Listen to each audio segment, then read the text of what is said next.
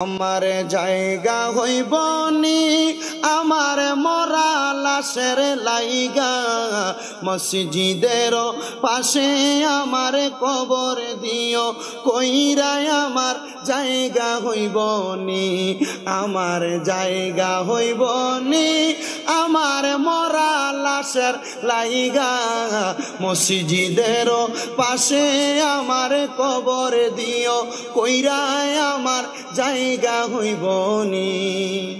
এলাকাবাসী রে আমি তোমরার ছেলে সন্তান কয়দিনের লাগিয়া, মরার পরে সবাই তোমরা যাবে রে ভুলিয়া।